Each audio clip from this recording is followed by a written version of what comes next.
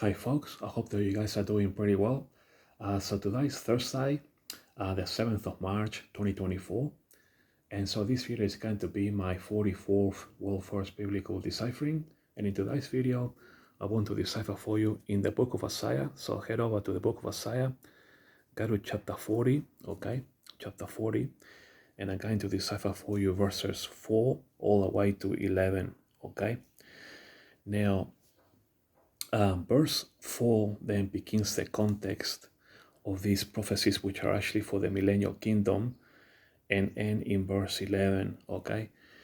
Now, when deciphering verses in chapters, if you like, then you got to be very careful in that you actually have to look at the grammar very carefully, okay? And, you know, when it comes to deciphering Bible prophecies, not only do you have to look at the English grammar and pay attention, very close attention to it extremely carefully, and I'll show you why in a minute, but also the wording as well, because you need to know into which dispensations these prophecies here from verses 4 to 11 they actually belong to the millennial kingdom, okay? So I gave it away, but we're going to be going through it now. If you like eschatology like I do, then as I do this video, as I do this deciphering, then you probably are going to learn a few points that I will be making here throughout this video, some pointers if you like, and you might want to learn from my teaching methods. Okay, folks? So, you know, I also have a problem here, folks, so don't worry, folks, I do have a problem. We're going to be going through all the verses, okay? But I guess to start with, then one of the pitfalls that people sometimes can fall for, hook, line, and sinker, is that when they begin to read verse 3 in chapter 40 here, and notice how it reads, the voice of him that crieth in the wilderness, prepare you the way of the Lord, make straight in the desert a highway for our God. Okay, so most of us Bible scholars note that this is what John the Baptist said, you know, when he was announcing the coming of Jesus. Okay, and we can read this prophecy here in Luke 7:27. Okay, so let us quickly go to Luke 7:27. I got patch markers here, folks, so bear with me for one moment. So we gotta go back here. So Luke 7:27. Okay, so go to the book of Luke, chapter 7. Okay, and come down to verse 27. This is he of whom it is written, behold, I send my messenger before thy face, which shall prepare the way before me. Okay, so of course this was John the Baptist announcing the coming of Jesus. Okay, so let us just head back quickly to Isaiah 40 then. Okay, now like I was just saying, one of the pitfalls that then people could fall into, or one of the biggest traps, is that if they're not careful at picking grammar, notice how we got the two dots here, one on top of the other, okay? And if you sort of pay attention very carefully to the language, okay, you can fall for verse 4 following from verse 3, but that's not the case. Verse 3 ends in verse 3, and then verse 4 actually begins the context that ends actually in verse 11, and I'll show you what I mean here. Now, let me show you the trap that people are highly likely to fall into. When they read this, the voice of him that crieth in the wilderness, prepare you the way of the Lord, make straight in the desert a highway for our God. And then they read verse 4, okay, every valley shall be exalted, and every mountain and hill shall be made low, and the crooked shall be made straight, and the rough places plain. Okay, then the greater majority of people could read this verse 4 and because it's talking about the terrain, okay, every valley shall be exalted and every mountain and hill shall be made low, crooked and so on, then they think that, they will immediately think that these two verses here, 3 and 4, go together because it's talking about the terrain, if you like. Prepare you the way of the Lord, make straight in the desert a highway for our God, okay? So once people put 1 plus 1 equals 2, okay, because talking about the terrain, it's easy to fall hook, line, and sinker, when you read these two verses, you know, but this is not the case, folks. Verse 3 ends in verse 3. Now, the reason that verse 4 is not part of 3 is because I just told you that you got to look at the English grammar. The fact that you got these two little dots here, okay, is signifying, I'll say it again, is signifying that the context begins in verse 4. You know why? Because in verse 5, then we got starting with N, okay? Now, the fact that we got N is because it's following from verse 4, okay? And this is pretty much announcing Jesus' second coming, okay? And every valley shall be exalted, and every mountain and hill shall be made low, and the crooked shall be made straight, and the rough places plain, and the glory of the Lord shall be revealed, and all flesh shall see it together, for the mouth of the Lord hath spoken it. Now, why is it that verse 4, okay, is not part of verse 3? Like I just said, because we got these two little dots here, we got verse 5 following on from verse 4, and the fact that, verse 4 is beginning to announce Jesus' second coming, okay, differently from verse 3, okay, because this is actually Jesus' first coming, this is Jesus' second coming, is because it gives it away here, and all flesh shall see it together. So actually verse 5, okay, is actually tied to, I'll go through the program in a moment, but I'm just giving you some pointers, okay? Verse 5 here is actually tied or married to Revelation 1:7, where it says, every eye, shall see him, okay? Now, if we go to Revelation 1:7, I've got a page marker here, folks, okay? So go to the book of Revelation and go to verse 7, and it says here, behold, he cometh with clouds, and every eye shall see him, and they also which pierced him, okay? Even those people that are in hell right now that pierced Jesus in his first coming, okay? I have to give this one a bit of a rethink because, of course, all those people that are actually alive at Jesus' second coming, okay, all those that made it through into the Millennium Kingdom, or all those people from all those centuries that made it through to the Millennium Kingdom, and of course, as the saints, of course, we are going to see Jesus, but the fact that it even says all, and they also which pierced him, if you ask this question, who pierced Jesus at the time of his first coming? Well, I gave it a bit of a thought, and so I wrote down, of course, the Pharisees and the Sadducees gave Jesus a hard time. We got Judas Iscariot, the apostle, okay, that sold Jesus, and we got the Roman lancer that pierced Jesus on his side, and basically all those people that are in hell. Now we know that hell is actually in the middle of the earth, right on the right in the middle of the earth, where it's really hot, and it's really hellish conditions, if you like. And so if we go back to Isaiah 40, okay, and notice how I said to you that N follows from 4, okay, because we got the two little dots here, okay.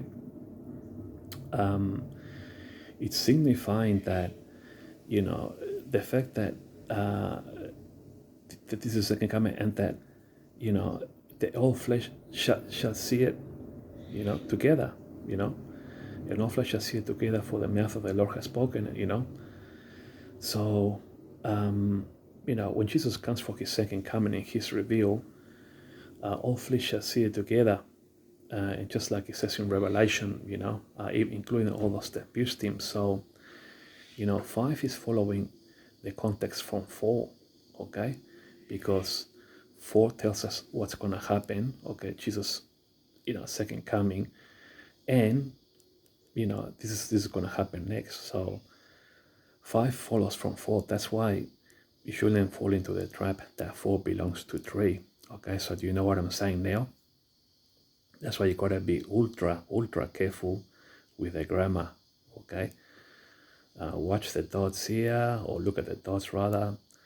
The word "and." So you gotta. These are all things that you gotta pick up, folks. Because if you don't, you could get yourself into a lot of trouble. You could you're mixing 2 dispensations here. If you get this one wrong, and you think that this belongs to this one, then you got 2 different dispensations here. You know, here you're under the law, okay? And here, this is for the millennial kingdom. So he got 2 different dispensations. So do you see how you gotta be extremely careful? So that's why you gotta learn from my methods, folks, from someone who already has experience in deciphering.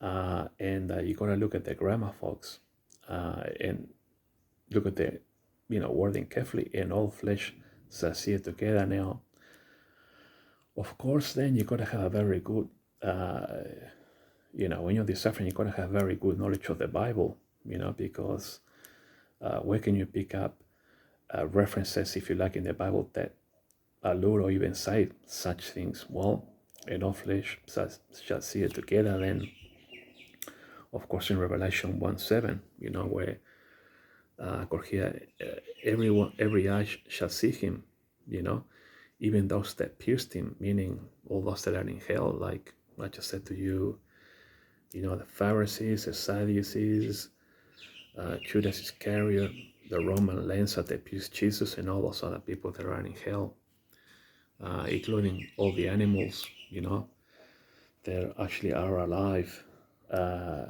You know, when Jesus comes for the second coming, all eyes shall see him. So eyes means even animals have eyes, you know. I mean, let's go back quickly to Revelation. Sorry to take a little bit long here, folks, but I think it's important to understand this, you know. And every eye shall see him, and they also which pierce him, thus are in hell, and all kindreds of the earth shall walk because of him. Even so, amen.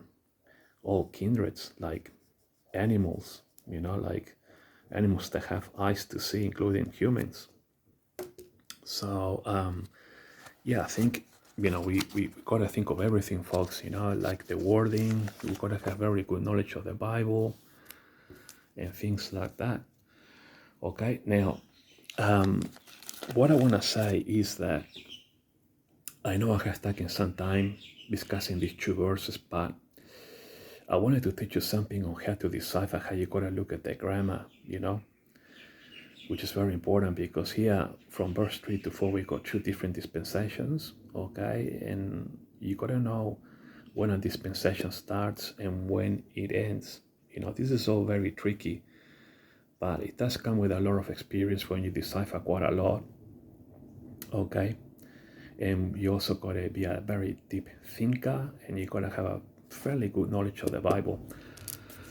All right, I can finish these verses fairly quickly. We already got 40 minutes, but let me go through the program, okay?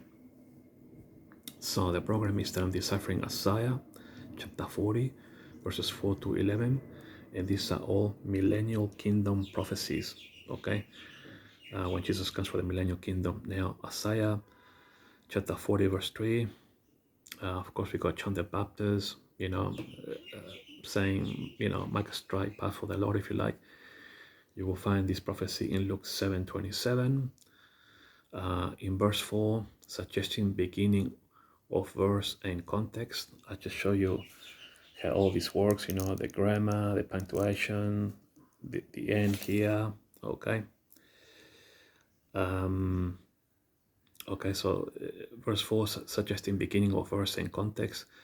Verse 5, I just show you the end, how follows on from verse 4, follows context from verse 4, okay?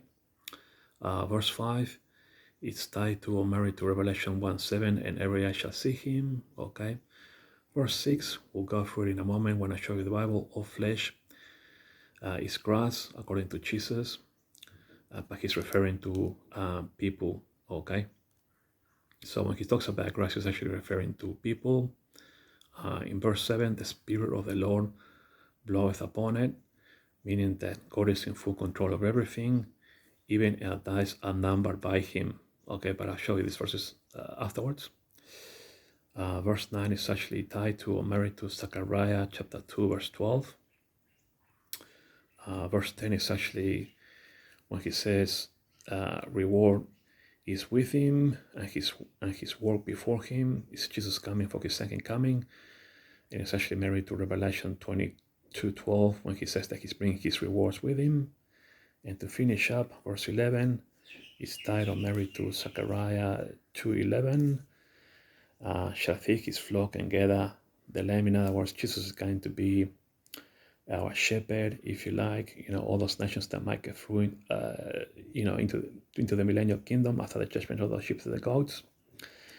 All of us are going to be his flock and lambs, and Jesus is going to be our pastor, if you like, or our shepherd. Okay, so okay, so I talked a lot about 3 and 4. So and then 5 as well. I'll tell you that how verse 5 is actually related to Revelation 1:7. Every eye shall see Jesus. Okay. Verse 6, the voice said, cry, and he said, what shall I cry? All flesh is grass, and all the goodness thereof is as the flower of the field. In order to find out what grass is, I already knew that grass referred to people from other verses in the Bible, but if you want to know, then Jesus is telling us here in verse 7, the grass withereth, the flower fadeth, because the Spirit of the Lord bloweth upon it. Surely the people is grass. Okay, so here we get to know what grass is referring to, which is people. And the Spirit of the Lord bloweth upon it, upon the grass. In other words, as people, we are just like flowers, if you like. And that's because, the Spirit of the Lord is saying that, Jesus is in full control of everything, okay?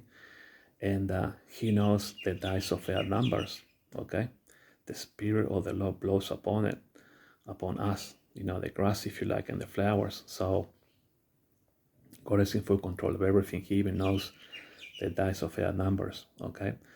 The grass withereth, in other words, men wither away or die because of sin. The flower fadeth, but the word of our God shall stand forever. Now, O Zion, that bringeth good tidings, get thee up into the high mountain, O Jerusalem, that bringeth good things, lift up thy voice with strength, lift it up, be not afraid.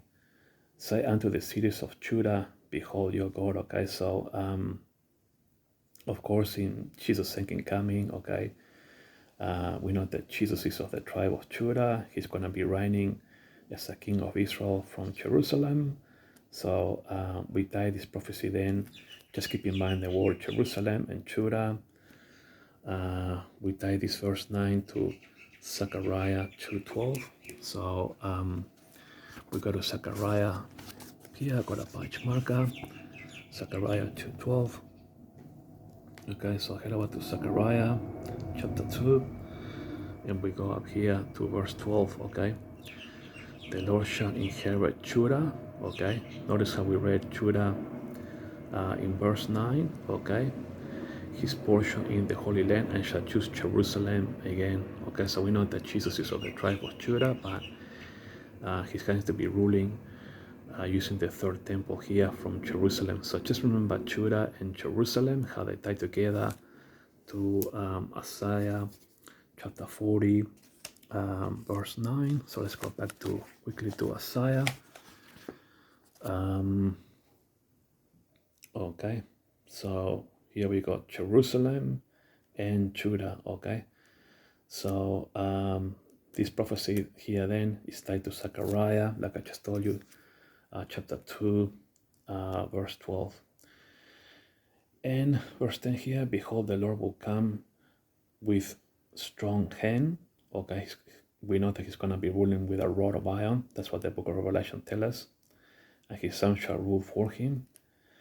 Behold, his reward is with him and his work before him. In other words, since his second coming, of course, he's going to be the king of Israel. His work is before him. He needs to rule, but he's bringing his reward with him. And so this verse 10 then, I got it tied to here, to Revelation 22:12. His reward is with him. Okay, so quickly, I've got a patch marker here. Let's go at the end of the Bible here. Go to Revelation, the book of Revelation, folks, and we go to Revelation 22, verse 12. I've got a patch marker here. So go to Revelation 22, verse 12. And behold, I come quickly, and my reward is with me, to give every man according to his work shall be. Okay, so this verse 10 in Isaiah then is actually tied to Revelation 22:12. Just remember here in Revelation, my reward is with me. Remember that. And let's quickly run back to Isaiah. Okay, so that you can see with your own eyes, folks. I've got a patch marker. Remember the word rewards, folks. As I just get quickly to Isaiah. Okay.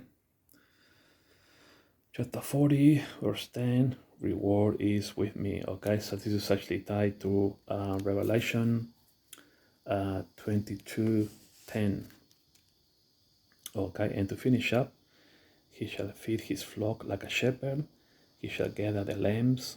Okay, so once he comes to rule for the millennial kingdom, he's going to be a shepherd. Okay, we are going to be his lambs. Okay, and he's going to take care of us. He shall gather the lambs with his arms and carry them in his bosom, and shall gently lead those that are with young. Okay, so basically I actually tie this verse 11 here to Zechariah 2:11.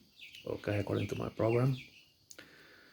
So verse 11 is titled married to Zechariah 2:11, shall feed his flock and gather the lambs. So quickly, let's just finish up again, run into Zechariah, and then we finish up.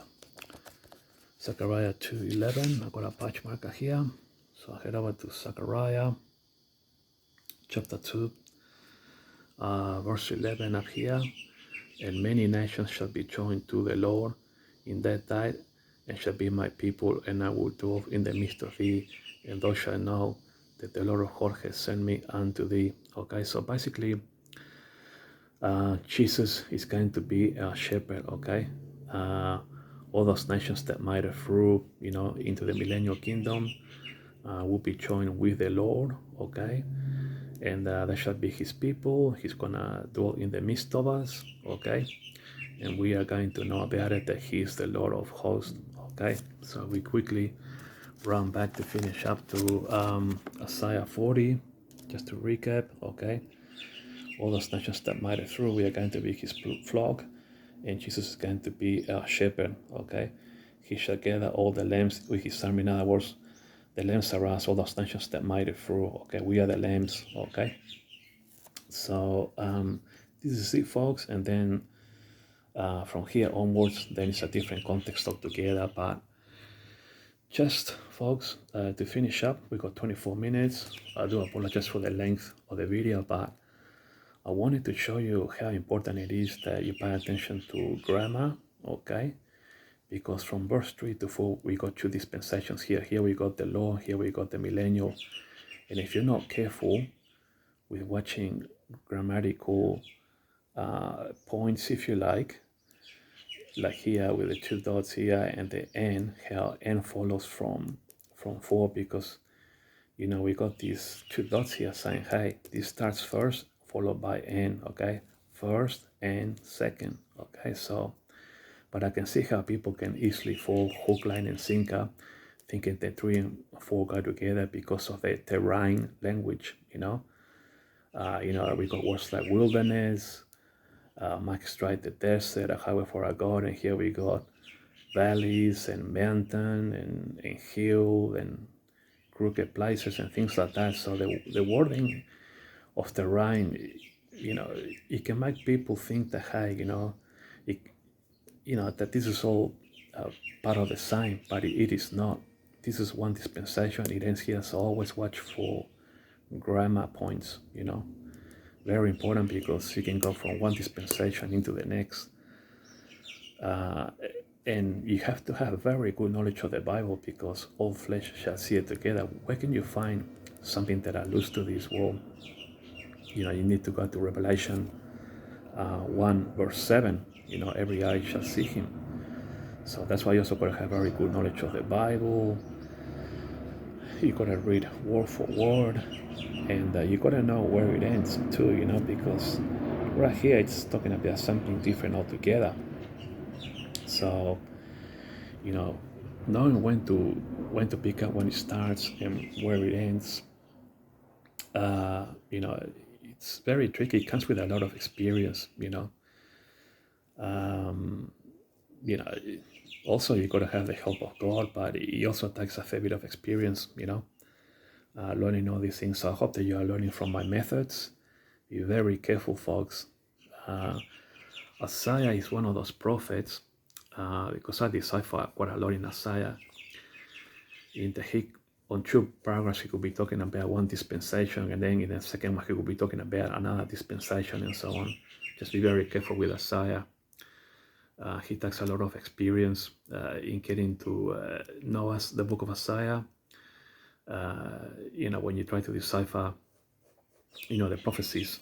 So, yeah, just be very careful, folks. And thanks for watching, and I'll talk to you guys later.